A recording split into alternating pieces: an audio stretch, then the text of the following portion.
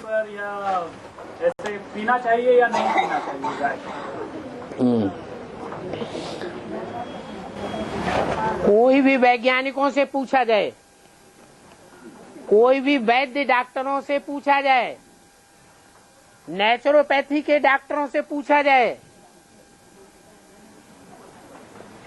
कि भैंस का दूध ज्यादा पौष्टिक और ज्यादा कल्याणकारी होता है या गाय का दूध ज्यादा कल्याणकारी होता है, क्या कहेंगे?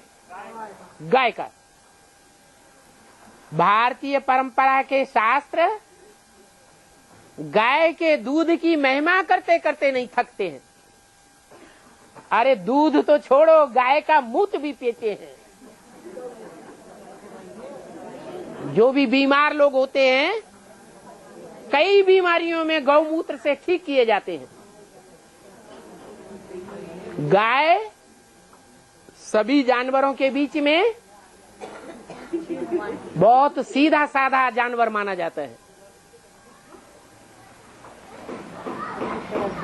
गाय के लिए कहते हैं जिस खूंटे से बांध दो, सीधी सादी गाय उसी खूंटे पर बंधी रहती है। बहेल गईयों की बात नहीं हो रही है, जो तिराहे पर बैठी रहती हैं, प्लेटफार्म पे घूमती रहती हैं, उन पालतू गायों की बात हो रही है। जो कृष्ण की गौएं गाई हुई है। मनुष्यों की जानवर बुद्धि ने तो जानवर गौओं को समझ लिया।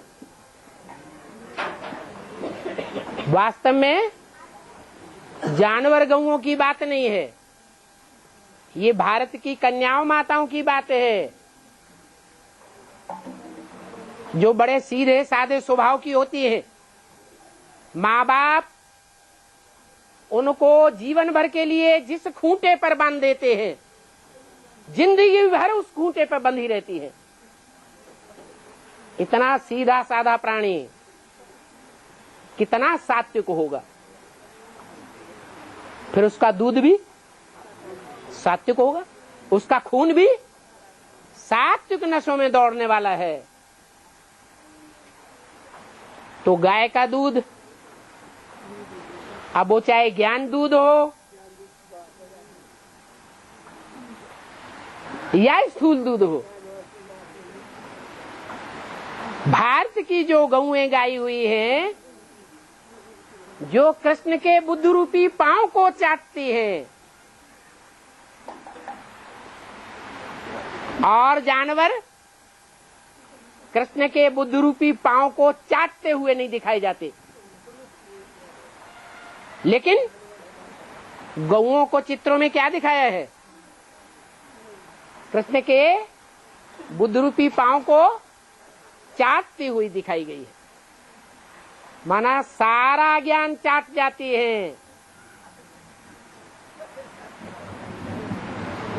गौओं में जो शिरोमणि गौ है, कामधेनु गौ, उस गौ की ये विशेषता दिखाई गई है, उसके सारे शरीर में 33 करोड़ देवताओं का वास है। क्या नाम होगा उस गौ का? है कामधेनु गौ।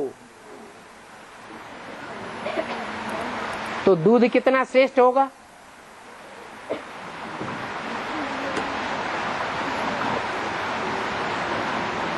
ये भारत की गौओं की विशेषता है, विदेशी गायों की विशेषता नहीं है। जो जर्सी गायें होती हैं या दूसरे नाम वाली विदेशी गैयां होती हैं,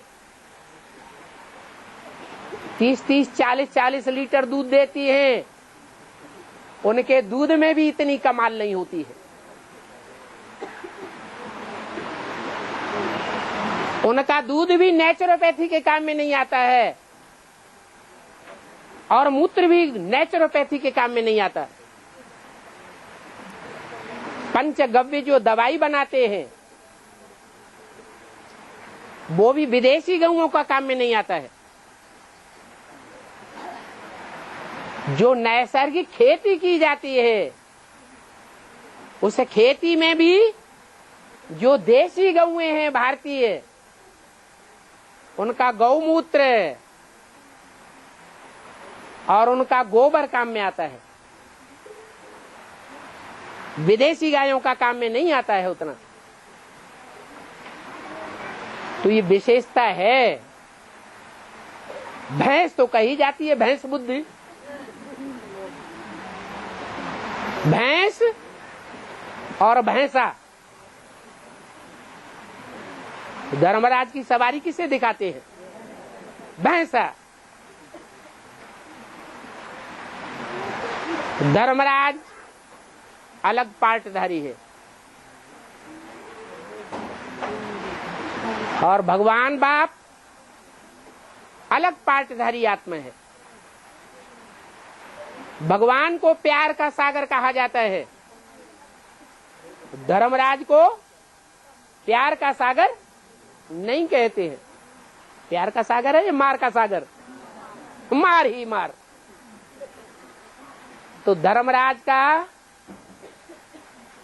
जैसे आधार भैंसा दिखाया जाता है, तो भैंसे की पत्नी का नाम क्या होगा? भैंस होगा। उससे पैदा होने वाला बच्चे का नाम क्या होगा? भैंसासुर।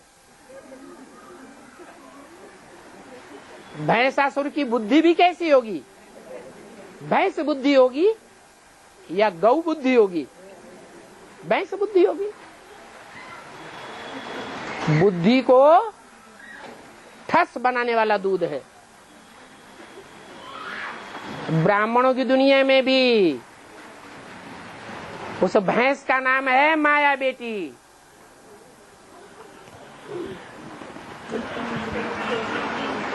वो माया बेटी उसका जो भी दूध पीते हैं वो भैंस बुद्धि बन जाते हैं।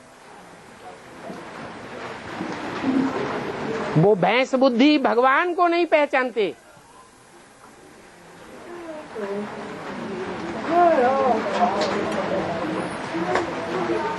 इसलिए भैंस में और गाय में बहुत अंतर है।